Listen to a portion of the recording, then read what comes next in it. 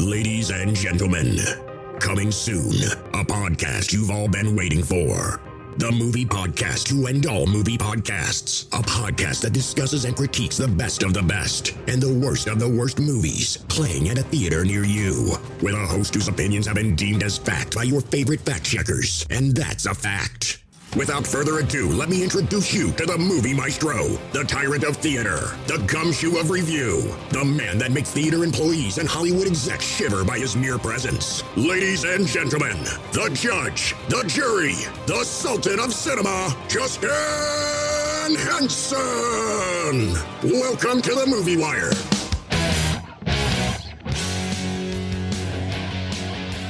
Welcome to this week's edition of The Movie Wire. I'm your host, Justin Henson, and welcome to the show. It's going to be a fantastic show this week with 3 brand new reviews, 2 new for theaters, and 1 now available to stream. This week on the show, a legend will face his destiny in Indiana Jones and the Dial of Destiny. A bank manager about to marry the love of his life when the bank is held up by the infamous ghost bandits during his wedding week that he believes to be his future in-laws. In the Netflix original, The Outlaws. And finally, the incredible true story of a former government agent turned vigilante who embarks on a dangerous mission to rescue hundreds of children from sex traffickers. In The Sound of Freedom. Now, before I just jump right into the reviews, I just want to take a moment. There will be a movie that I review on this episode that does have some traumatic themes and subject matter involving child sexual abuse and child sex trafficking. Some may be affected by this topic, and out of respect, I will state that this will be the second review on the show if you wish to avoid it. But I do encourage all to visit and donate to these 2 fantastic charities that are absolutely amazing that help fight child sexual abuse and child sex trafficking. The first one I'm going to mention is Ashton Kutcher's Thorn, which you can visit at thorn.org. Thorn helps create technology to help fight online child sex crimes. Thorn is an incredible charity. Please visit that website and don't forget to donate. Now, the second charity is an incredible charity and it's an incredibly important message. Their mission is to eradicate sex trafficking, and that's Shared Hope. You can visit them on sharedhope.org. Both of these charities are really important to the cause. Please visit for more information and please donate to these amazing charities. Now, with that said, let's get into some reviews. Ready for my verdict? Let's get into it. Out of the windows, what? A roar and a bursting of flame. The Movie Wire podcast. You meet people like me. The Wire. And here we go. A straight-laced bank manager about to marry the love of his life when his bank is held up by the infamous ghost bandits during his wedding week. He believes his future in-laws who just arrived in town are the infamous Outlaws in the new Netflix original comedy, The Outlaws. My parents just emailed that they're coming to our wedding. Oh, I get to meet your parents finally. Are you psyched? You're not psyched. Are you psyched at all? Is there any psych happening? Sitting on top of the world, I'm up. You haven't met this woman's parents yet? They've been off the grid the whole time we've been together. It's going down, baby, what's up? Hey! Billy and Lily McDermott. Meet my parents. Pleasure to meet you, Neil. You're very attractive. Well, thank you. That's not a compliment. For me, it's too much. You deserve something better than that pasty little goober. Dad, just give him a chance. Well, what does a bank manager do? I manage all the security. It's the best. Let's just pray we have a nice, chill day. This is a robbery! I think your parents robbed my bank. You can't be serious. They knew the voice activation code to get in the vault, which I'm pretty sure I told your mom about when I was wasted. She left me roses By the stairs. Thank you for your cooperation, Owen. Does the name the Ghost Bandits mean anything to you? Most notorious bank robbers in American history. Your parents stole $5 million from me. I don't understand. Was Owen right? This is the story about Billy Joe and Bobby Sue. Here's what happened when they decided to cut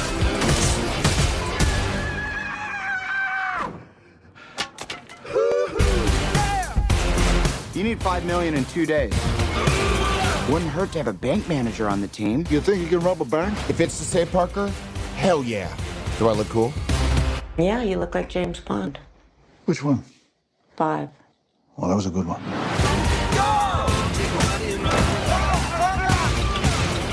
Just think of how many terrible decisions we have to make to get to this moment in time.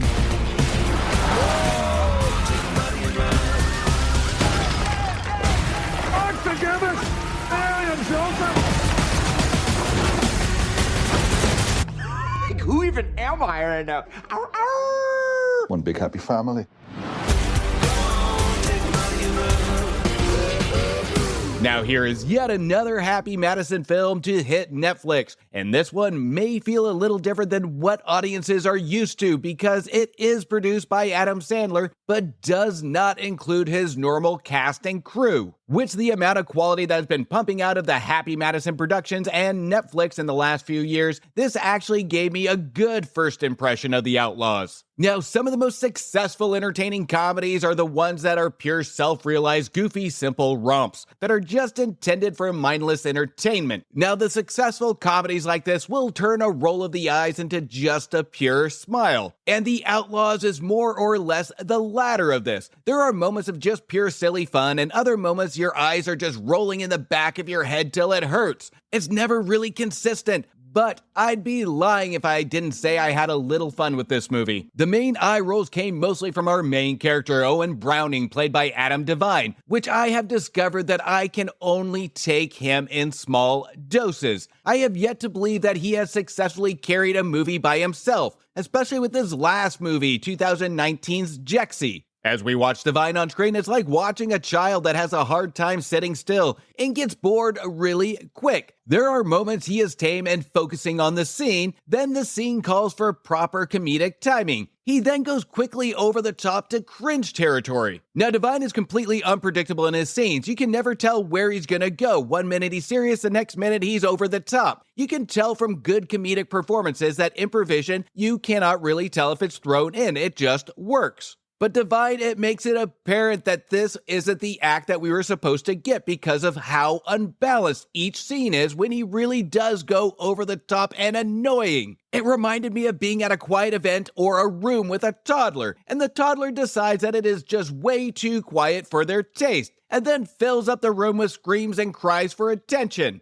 And Devine's performance is just like this. It is that of pure desperation of an adult asking for attention and a laugh. And it just doesn't work. It comes across obnoxious. Especially in scenes where we see Devine with his soon-to-be wife Parker, played by Nina DeBreve from the more recent movie Redeeming Love from 2022. When Devine and DeBreve are in a scene together, the two contrast each other so much to an extent where we even question why these two are together. When these two are on screen together, Devine's performance comes across as a guy at the bar that chugged a bottle of tequila and is trying to impress the girl he has been awkwardly staring at for over an hour. Now, the movie starts to balance out and the performances start to balance out, mainly Devine, when we are introduced to Parker's parents, Bill and Lily, played by Pierce Brosnan and Ellen Barkin. And when I say balance out, I mean we have two more additional characters to really take away screen time from Devine. So the movie doesn't come across as a guy trying to impersonate an early Adam Sandler in this Happy Madison film. When Pierce Brosnan and Ellen Barkin appear on screen, there is no surprise that Brosnan brings his own on-screen likability to the table.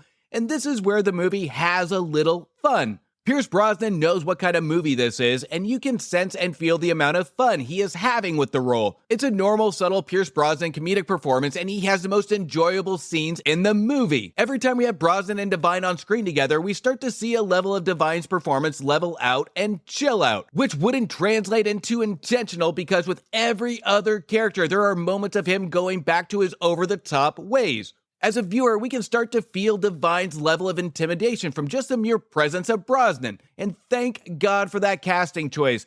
Brosnan does more good in the movie than any other character in the film. Not only is he subtle and likable, but he chills the hell out of Divine. Now, the premise to the Outlaws is utilizing that awkward first meeting of future in-laws, and we have seen this recycled material before, and it utilizes ridiculous situations to throw the future son-in-law in for laughs. The premise is nothing new, it's just a situation that they're gonna change just a little bit, but the formula is typically the same. And when it comes to the situation of the Outlaws, it does feel thrown together with no real thought to detail. And to an extent, I'm fine with this in all silly, goofy comedies, but if it isn't consistent throughout the movie, then it falls apart. The ridiculous plot holes I can deal with. The idiotic, unbelievable robberies, okay, I had some fun with it, so I can forgive it. But where the movie becomes unforgivable and many sloppy comedies fall into this formula is using thrown in basic dialogue as a vehicle to just force feed the audience what should have happened without really showing us. It gives the audience the tell and not the show factor, when it should be the other way around to actually open up for more comedic situations. Silly comedy should never use dialogue to just kind of force feed the audience. It's a comedy. Show us what should be funny about this situation. If you're going to make a situational comedy,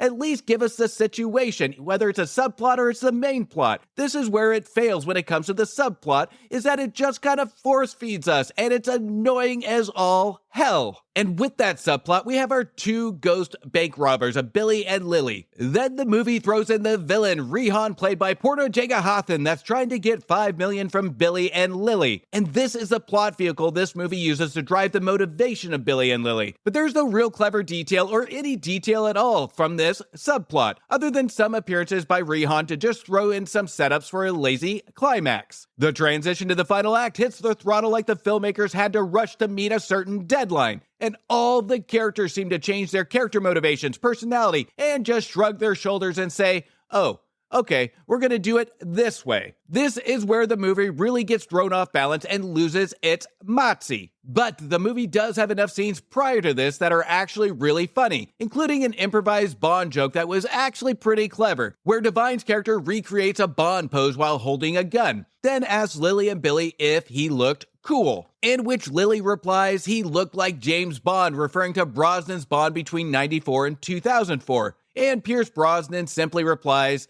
oh, that was a good one. We also had the real comedic gold characters and the funny bone winners in this movie. Owen's parents, Neil and Margie, played by the always likable Richard Kind and the lovely Julie Haggerty, who generate laughs every time they are on screen. The Outlaws is one of the better Happy Madison films that has arrived on Netflix in quite some time. And honestly, that isn't saying much. But admittedly, I laughed at this one more than I should admit out loud. But it isn't because of the movie and the filmmakers, but rather some funny performances from three cast members: Richard Kind, Julie Haggerty, and of course, Pierce Brosnan. The Outlaws is completely bonkers and stupid, but for entertainment value, it does hit a lot of the buttons for a good way to kill 90 minutes. But in no way, shape, or form is this comedic gold, nor a good movie, and not enough to give it a recommendation, due to the lazy balance and the absolutely annoying performance by Adam Devine. I'm giving The Outlaws 2 stars. Let's all go to the lobby.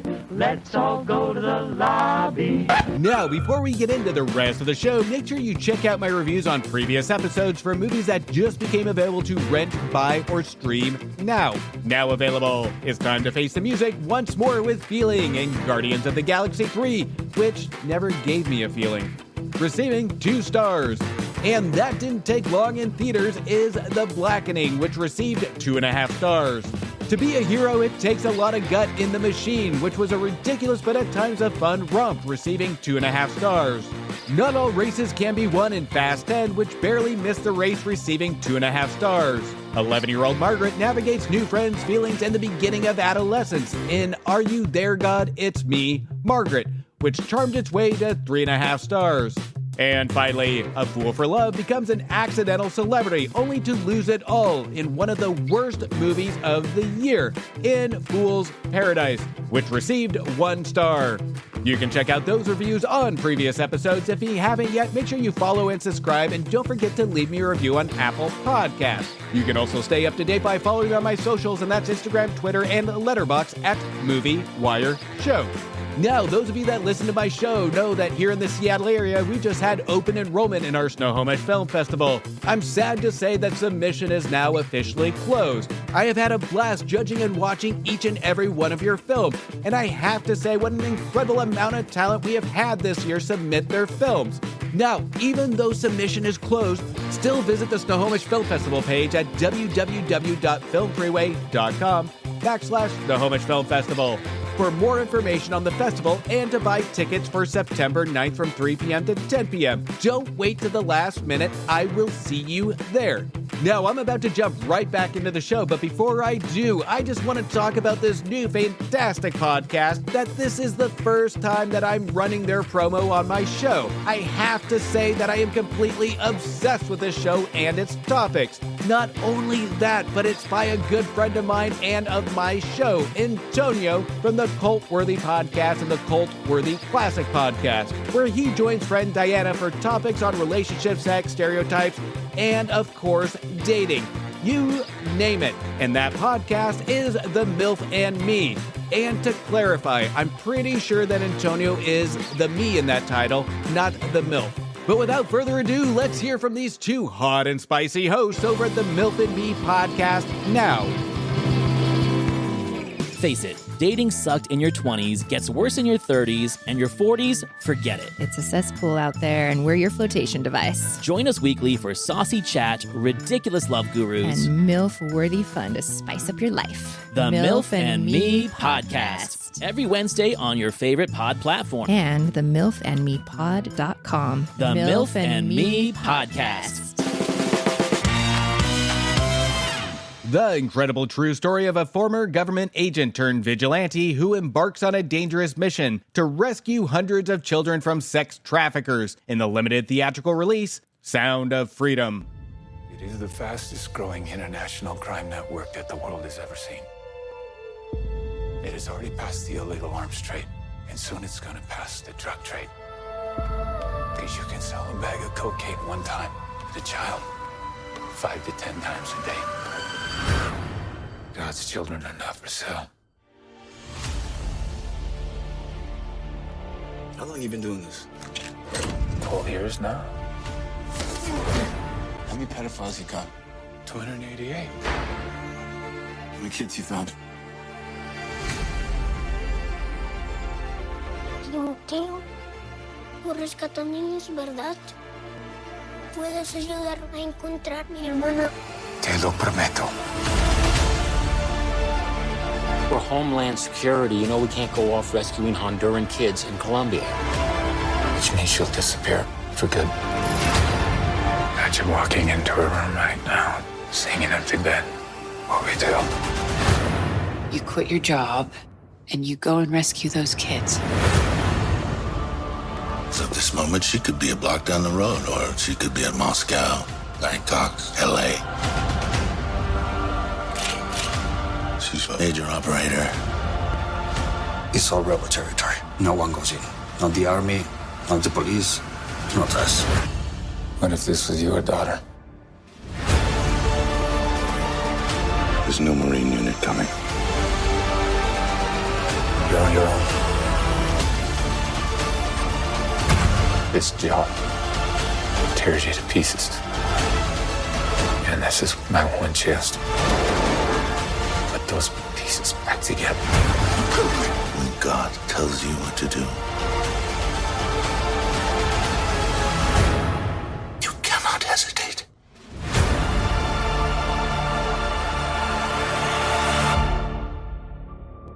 Now, I have to say, upfront and honest, this hands down is the most difficult review I've had to write, with a film with such heavy subject matter and a topic that many will be sick to their stomachs in emotional pain. Now, let's be realistic. There are bound to be a lot of big opinions on The Sound of Freedom. This is the type of movie that will make you feel like there is just nothing but pure evil in the world. And some moviegoers will have strong emotions walking out of the theaters. Some will feel angry, some will feel distraught, some will feel like they need to take action on this topic. And then there's others who may not know how to feel or deal with their feelings, and may take their frustration and anger out on this movie with all the different emotions they feel while watching this movie. The Sound of Freedom is based on actual events that occurred in 2006, where Tim Ballard embarked on his first undercover rescue mission while working for the U.S. government. He posed as a sex tourist to infiltrate a sex trafficking ring in Colombia. Now, there has been numerous films in the past that try to tackle the topic of child sex trafficking.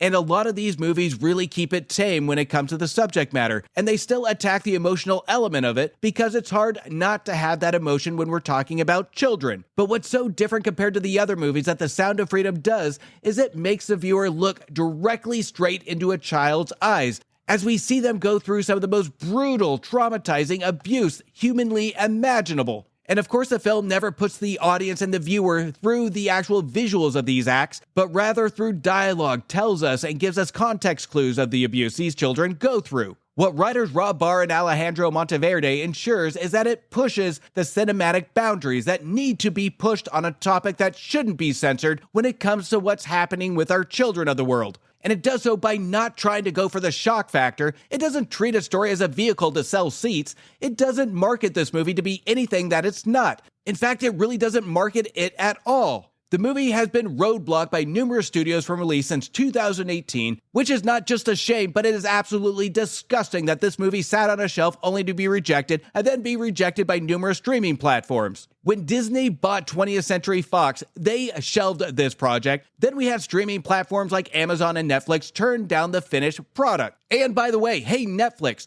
turning down this movie while you release an absolutely horrible documentary about Pornhub, I think it's time for you to reevaluate your moral compass on content. Now, I just want to give credit to the producers of this movie. They didn't let this movie die on a shelf. The Sound of Freedom isn't backed by any major studio. It's a film that does have a strong, passionate message, and it ensures the audience knows, upfront and honest, what the message they're going to land right from the first act. Now, after the movie, I was curious on why this film was blocked or it wasn't released. Out of mere curiosity, when I got home, I Google searched some articles surrounding this movie's history. Now, the one thing I've said before is the one thing I cannot stand is when politics gets involved into movies. With the exceptions, if you're going to make a political movie or make a statement or have the plot surrounding politics, that's fine and dandy. But to judge a movie based on your own individual politics is something I cannot stand when it comes to Hollywood or news articles surrounding movies.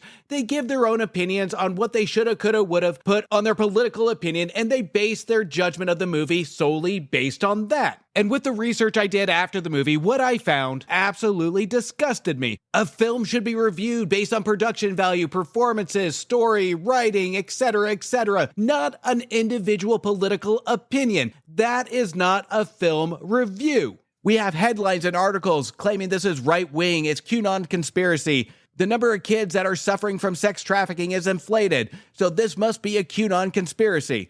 Now, the movie does state it's over 100 million kids that suffer from sex trafficking. And let me just state, I don't give a rat's ass if it's 100 million or 100 kids. The number doesn't make it relevant when it comes to our kids. We just got done in the media just shy of a week talking about 5 rich guys in a submarine that went missing. And we're going to debate on which side of the aisle you are versus it's red or blue, on what side of politics you are based on the number of kids that are suffering from sex trafficking. Get the fuck out of here. Let me tell you, 1 is too many. Just because it's not 100 million kids doesn't mean it's a right-wing conspiracy or a QAnon conspiracy. These are our children that are being traumatized and abused due to sex trafficking. How dare these reporters put a number on it to justify what makes it morally acceptable? You can put whatever politics you want on this movie, whether it's left or right, I don't really care. The fact this movie goes out and it has nothing to do with politics. This movie makes its intent clear on what it's trying to do. This movie isn't really backed by any major studio, and I give kudos to the producers for not burying this film and just letting it be buried. It's a film that has a strong, passionate message that ensures the audience knows, upfront and honest, what the message they are going to land right from the first act. These filmmakers should be applauded for not letting this movie die. And to those writing this disgusting piece of literature and news articles and call it reporting, I say shame on you. Now, for the respect of the messaging and to ensure the emotional impact to the viewer, I'm not going to give away any real plot points.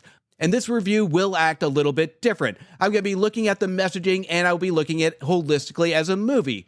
I will be trying to separate the two, and at the end you will get a review. But I want to stress this fact. I implore you to go see this movie for the mere messaging of it. And after you see this movie is the most important part, is where we have the conversation. And I've talked about the magic of movies opening up conversation. If there was a movie to open up a conversation, this would be it. And I'll go into it more in my review. This movie's not here to entertain. It's not to make you feel good. It is to portray a message that is at the utmost importance to our children. These are the children that live in the world that are innocent, don't have voices, and they don't have choices, as you will see in this film. And as a father of two wonderful kids, this movie hit hard. During the first act, my heart sunk. And as the movie progressed, my heart began to ache. Even to the extent where we have one of the kidnapped kids, Miguel, who is 8 years old, and at one point is asked his age, and he was secluded so long he didn't even remember the month or his age. These traffickers gave him the nickname or codename of Teddy Bear to be called by disgusting paying clients for their own sexual pleasure. There was numerous points during The Sound of Freedom that I had to look towards the floor and just try and catch my breath from the mere tragedy or thought of this situation that these children are in, and especially Miguel. It shows a visual of the innocence taken away. And I want to be very clear here. This film doesn't have any really graphic content, and the feelings I got wasn't from visually graphic content, but well-written descriptions the writers paint for the audience to truly feel the emotions from our kid actors, who do an incredible job. The entire cast deserves a standing ovation here. This has to be one of the toughest pieces of script to really emotionally handle and at the same time perform. Now let's take the messaging aside for a moment. Now the messaging is the most important part, but this is where I want to kind of put it aside for a moment and talk about the movie. This film, with no doubt, wasn't made to make an audience feel good. It wasn't meant for the mere intent to entertain. This is a film that did have a message that it wanted to land, and at the same time had the viewer's stomach feel like they have received an emotional punch in the gut for 2 hours. The message the filmmakers were trying to landed loud and clear, and rightfully so in respect to what writer Barr and director Alejandro Monteverde did. But when it comes to the actual story, which was second to the message, Barr and Monteverde put these kids up front and center as the faces of the message. And our main character, Tim Ballard, played by Jim Caviezel, is our character that plays as our hope of good in the world against pure evil that would do these horrible things to our children. Barr and Monteverde do an outstanding, amazing job on the messaging, and it gives a proper reaction to, I'm sure, what they were intending. But when it comes to Ballard's story, this was a missed opportunity to really deep dive into his character to really give the audience a proper balance of hope. Jim Caviezel does do a good job with his performance here, but the problem we have is that the material doesn't offer enough substance to really have us emotionally attached. Here is a true hero that dedicates his career and at times even risks his life to rescue these kids, and the film doesn't give him enough credit to generate a feeling of hope. We do have close-up shots of Ballard where he sheds a single tear, but knowing the demons he has to struggle through and the things he's seen, there is nobody that emotionally strong to have that strain on his emotional or mental status.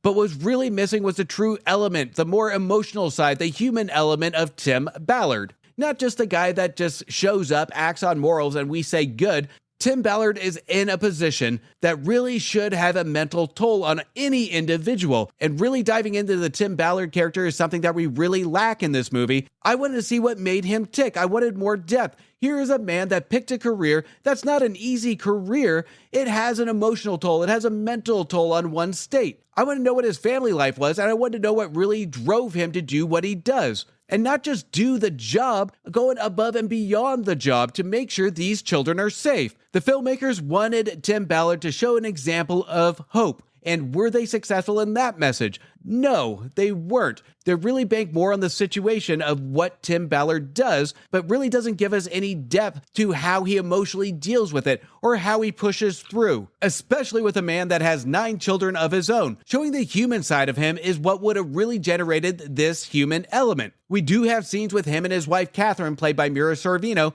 with little speaking lines, and we don't get to see any of his home life except for a couple snippets of silence when he is at home for a short time. The only time we see human elements is when we see Jim Caviezel, who plays again Tim Ballard, at the end credits. He comes out of character and talks to the audience about the importance of not just the film, but how important the focus should be on child sex trafficking and how out of control it is. The speech he gives is outstanding, but it's almost like we should have had this in Tim Ballard's dialogue throughout the entire movie, while the film has the attention of the audience and it doesn't risk people leaving the theater before landing the message of hope or what to do next or the importance and the sadness of how bad this has gotten when it comes to sex trafficking with our children. This again shows more of the importance of the messaging than the actual story. This is a tricky balance that Barr and Monteverde attempt to do, and with a passion around this important topic, you can see that Barr and Monteverde let their anger, disgust, and heartbreak shine in their writing. And this is both a plus and a negative when it comes to a movie like this. The messaging should be landed, but at the same time, give its viewer a scope of hope, as it can still be fixed. Now, Sounds of Freedom does try and put some elements of being human in it by some lighthearted humor in a few scenes, but this does come across as forced and out of place. But this is one of those rare occasions that I do not blame the writers. I do not blame Barr and Monteverde for their unbalance. Even though some of the human elements feel forced, the story just seems to be there as a support to an important narrative and doesn't feel like it had much depth or thought into the vision of the story. Sound of Freedom does exactly what it sought out to do. And why this movie was blocked from release is a greedy shame by studios, along with streaming platforms that denied its release. Now, movies have been portrayed as a story, as a way to entertain us for a couple hours, but movies are much more than that. They are to tell a story, attack us emotionally, whether it's to feel good, bad, or sad, it's to communicate a theme or a message. A good movie will do all of this, but a great movie will change the way we think, and more importantly, start a conversation after it's well said and done. And The Sound of Freedom does exactly that. I'm giving Sound of Freedom 3 stars.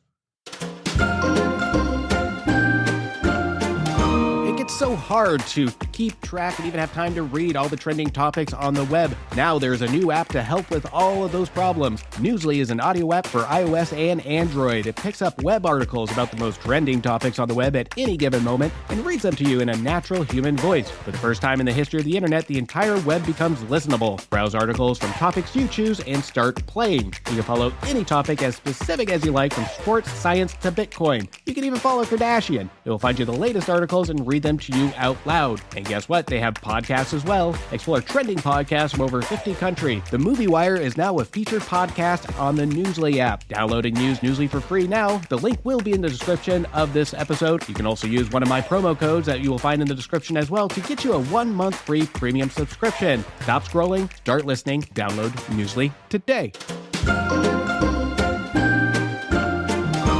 Indiana Jones is back for his 5th adventure, where he races against time to retrieve a legendary artifact that can change the course of history in Indiana Jones and the Dial of Destiny.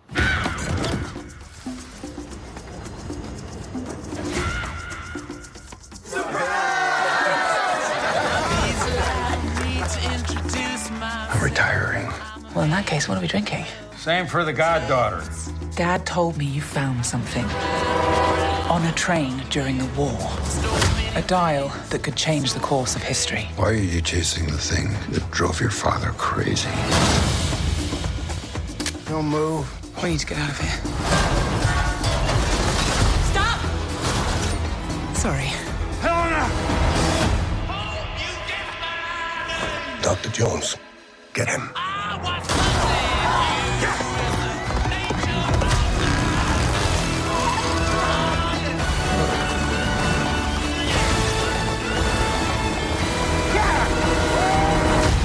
Hitler made mistakes, and with this, I will correct them all.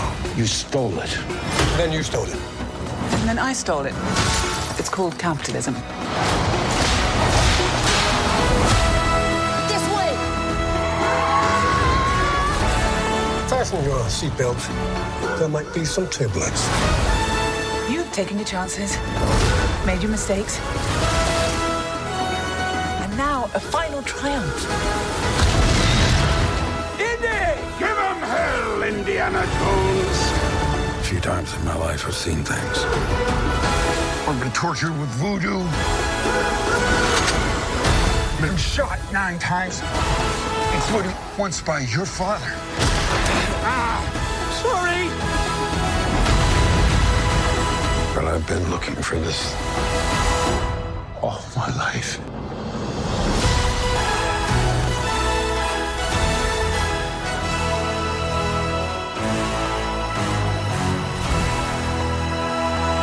Now, just last week, I appeared on the Talking Smack podcast where I joined Alex and we had a spoiler-filled episode discussing and reviewing The Dial of Destiny, along with discussing our thoughts on the franchise. If you haven't tuned into that one yet, be sure you do. It was yet another good time on the Talking Smack with a fantastic conversation. The link to that episode will be in the description of this episode. Make sure to check that one out. Now, this review, as always, will be a spoiler-free review. Franchises and trilogies, even from the 80s, have a special place in our hearts. From like myself, growing up with them, to experiencing first watches with loved ones, including my own children. From Star Wars, Back to the Future, Rambo, Rocky, and of course, my personal favorite, Indiana Jones. It's a slippery slope to wait over a decade for a sequel to a popular franchise. They usually have more negative than positive reactions from audiences.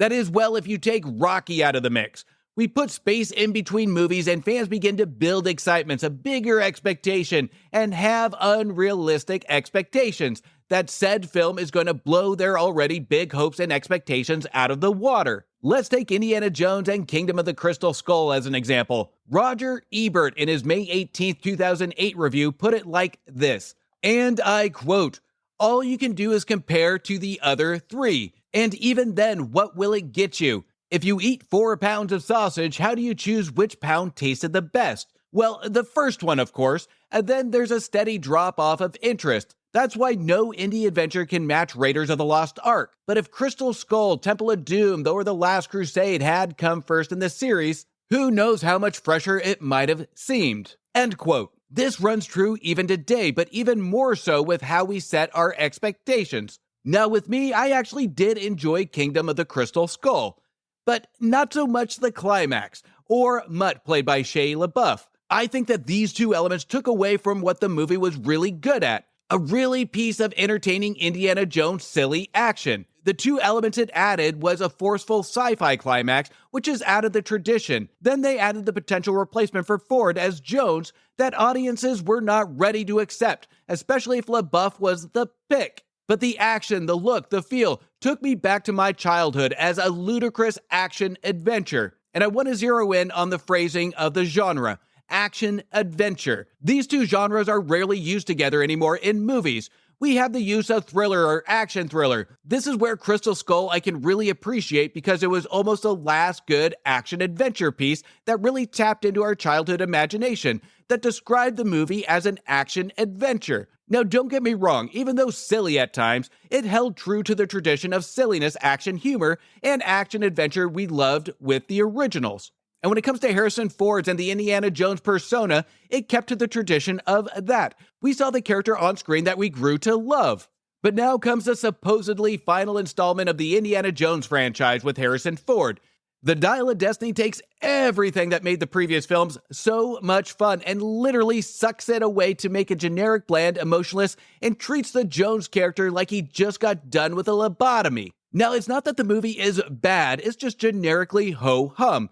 It's like eating day-old donuts. The anticipation and the idea of the taste of donuts is there in the back of your mind, and the sweetness and delightfulness is somewhere buried in there, but you just can't get past how stale it tastes. This was supposed to be a celebrational, emotional end to a character that has played such a big role in cinematic history and pop culture, but sitting through this film, it felt like I was at a stranger's funeral. What I was expecting going into Dial of Destiny was a lot of visual effects and smart editing, given that Harrison Ford isn't the young buck that he used to be, but instead the filmmakers put his age up front and center, which based on the editing and lack of attention to detail seems unintentional. Now we take the first act, the first 20 minutes or so, that feels like Indiana Jones when it comes to the action. The de-aging effect is decent and passable until we hear Harrison Ford talk, which sounds respectably like old Harrison Ford. I don't know if this is because he drank from the Holy Grail in The Last Crusade or not, but that wouldn't make sense because later in the movie he actually did age. Harrison Ford speaks his lines from the beginning to the end like he's ready to go home and take a nap. Then comes the editing. At times it feels like Ford spoke all of his lines just standing up in front of a green screen, because during action scenes we see hand-to-hand combat, and then all of a sudden Ford is standing up in close-up shots speaking his lines. The editing is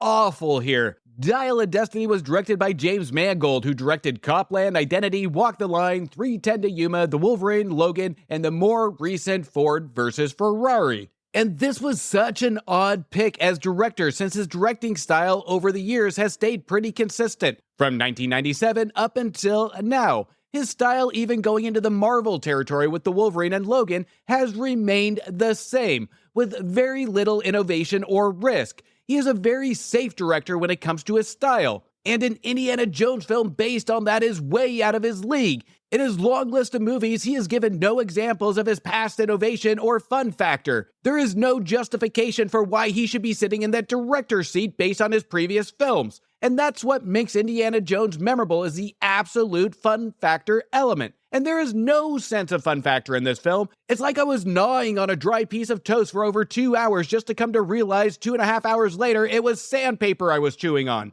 Now, in each movie, Indy tends to have a sidekick or guest, if you will. And in this case, we have his goddaughter Helena, played by Phoebe Waller-Bridge from the TV series Fleabag, and the Iron Lady. Now, Waller-Bridge is a terrific actress, but her character is written bland and her character direction from Mangold is lazy, which seems to fit the bill with most of the character writing from Jez Butterworth, John Henry Butterworth, and David Keep. The characters these writers write are just so bland, and with a huge property like this, I really want to just personally ask them what traumatic event happened in your life that you don't know how to portray Indiana Jones in a screenplay. These are experienced writers. The chemistry between Jones and Helena are really non-existent and really feel like a chore to watch them interact together. But the only exception to our character writing is our main villain and his henchman, Dr. Voller, played by the amazing Mads Mikkelsen, who plays our Nazi villain who wants to find the artifact to attempt to become better than Hitler. When it comes to writing, the idea of this from a villain is terrifying by itself, to be better than one of the most evil men in history. The Dial of Destiny does get the villain right. It is a well-written villain with great performances by Mikkelsen. At times, I wish he even had more screen time than Indy. When the film was heading into the climax, I kept thinking to myself, this is a missed opportunity. The premise isn't that bad. This could have been a really good Indiana Jones movie. The idea elements are here, but the filmmakers just have no idea how to have a good time. It's like they have accountants writing and directing this film. There is a good movie somewhere in this mess, but Mangold and the writers have lost their childhood imagination and refuse to do anything out of their comfort zone. Now, with the story and the premise, that's all okay. I can see that turning into an Indiana Jones movie. That's not where the problem is. As I kind of mentioned earlier, the problem we really have is the fun factor and the chemistry and the characters. Especially from Ford and Waller-Bridge, who almost feel like it's a chore or an inconvenience to be on screen together. The banter between Indiana and Helena is a complete snooze fest. And when we look at just Indiana Jones, it seems he has lost his spark. I think Indiana Jones and the Quest for the Last Pudding Cup at the cafeteria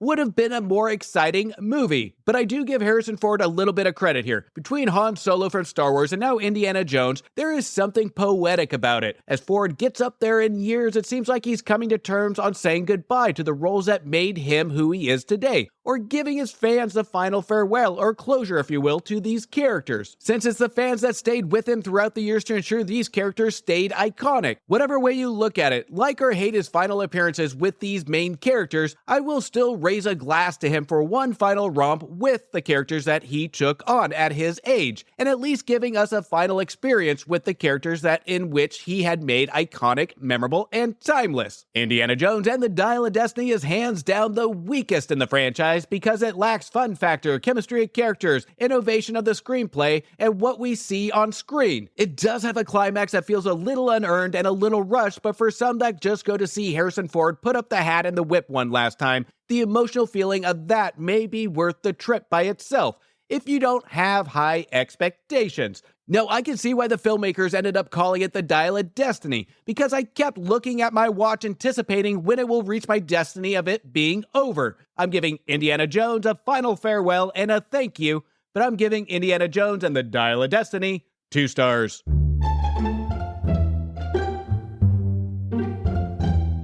And that's a cut on this week's edition of The Movie Wire. I want to thank you for listening and thank you for your support. You can also show support by following me on Instagram, Twitter, and Letterboxd at Movie Wire Show. Until next week, do me a favor. Make sure you visit and donate to these fantastic charities to fight child sexual abuse and sex trafficking. We have Ashton Kutcher's Thorn at thorn.org and sharedhope.org. All the world's kids are our kids, and every child deserves a future and the world's protection. I want to thank you for listening to The Movie Wire. A verdict has been made on this episode of The Movie Wire by your host, Justin Henson. He thanks you for listening to the show. You can follow Justin on Instagram and Twitter at Movie Wire Show or visit his website, www.themoviewire.com. Oh, and don't forget to leave a review on Apple Podcasts and Spotify. I'm sure he'd love to hear from you. Until next time, we will see you at the movies. Thank you for bringing me to the movies.